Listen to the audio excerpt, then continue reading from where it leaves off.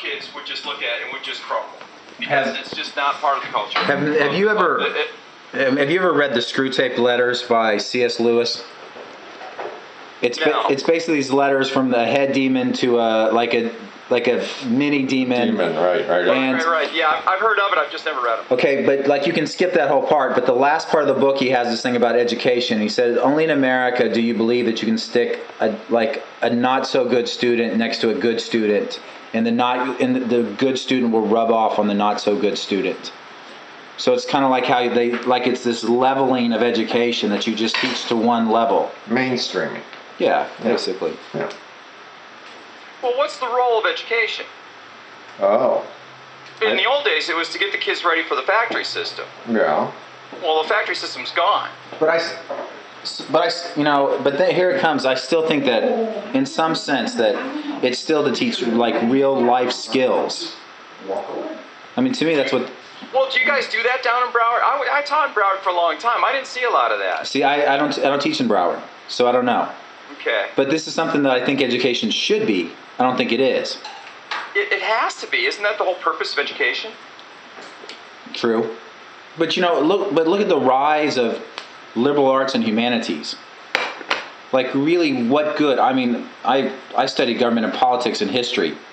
But really, what skill does that teach me besides watching the news and sounding halfway intelligent when I discuss it? That's interesting because Daniel Pink says the next wave is going to belong to the people that have the liberal arts education. Well, as long as they're doing it from the right side of the brain. Because I know some pretty weenie people who say, oh, I'm going to criticize this English literature. And it's a bunch of hogwash. It's not thoroughly thought through. You ever heard artists criticizing each other? Oh, all the time. Yeah. And they use this highfalutin language. Well, I think this comes down to the base. I mean, Robert Pershing, he talks about, like, there's a divide between a person who studies art and a certain who studies art history. Oh. And, like, the art is like the skilled worker. The artist is the skilled worker, where the art historian is the individual who really doesn't have the skill except for criticizing those who do have the skill. I don't know. I look back and I wish I would have done more of a skill-based education. I mean, it could have been engineering or accounting or something like this, but I would think it would be nice to go back later on and do more of a liberal arts humanities thing. Well, you still can. I'm learning stuff all the time. It's skills-wise. You grab that new, like, I'm trying to learn Pinnacle Studio 11. Okay, and I bought it just because I wanted the chroma keying aspect of it. And I'll tell you, there's a whole skill set that you can develop on your own, determining what you want that skill set to be, and then you're gonna love this one. YouTube has everything. I know. I mean, if you want to learn anything, you can find it on YouTube. I fix my car right off of YouTube all the time. Yeah. Okay. And I've got 2 computers now at school where I sit one on my desk and I'll have the how-to kind of things open, and on the other side, it's just there I am, just grinding away trying to figure it out. And then that epiphanous situation occurs, and it's like, oh my God, this is so easy.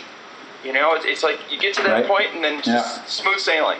So, and my kids are finding that out too. We're doing web pages in U.S. history right now, and my asshole principal says, "Well, where is that addressed in the standards?" Yeah. My reply is, "Fuck you and fuck the standards." Okay? Right. If you want to do the minimum basic skills thing, that's great. Open up the textbook, read, define all of the bold type words, and answer the questions at the end of the chapter. But nobody learns that way. I mean, truly learns. I had a professor at Michigan who used to tell me all the time that he was so worried that he was doing this kind of the Thanksgiving approach to teaching, which is you gorge, you take the test, and then the next day you just shit it all out and it's gone. This is what Romania was like when I was there. Their educational system was basically where you don't really do much, but then you have a test. So you learn this massive amount of information for the test. You take the test, then it's never applied again. And I thought that's horrible. I agree with you completely. I mean, there's learning is not involved in that. So where are the educators standing up right now and screaming bloody murder, saying that we've just abandoned the last 50 years of educational research, which we know how to do so many things so well. Everything from the actual size of the textbook, if we're going to use textbooks. Right. You shouldn't have one big fat one. You should have a series of skinny ones. Right. So you get that completion, and the kids can see attainable goals. Right. You know how do you eat an elephant? One bite at a time, right? So you chop this up and you give it to the kids in that kind of way. We know that's the way to do it. The textbooks today, fatter than fricking ever.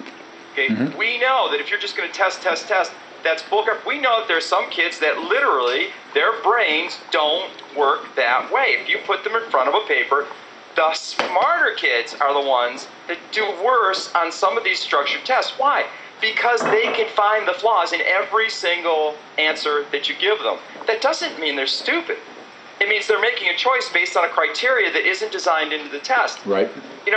How do we approach it? And are those the kids you want to turn off? Einstein's, the old one about Einstein's mother took him out of school, and one of Einstein's teachers said, the kid's retarded. Right. Mm-hmm. What are you going to do with that? So I took the. We're doing that. I had to take look who. Go ahead. Go ahead.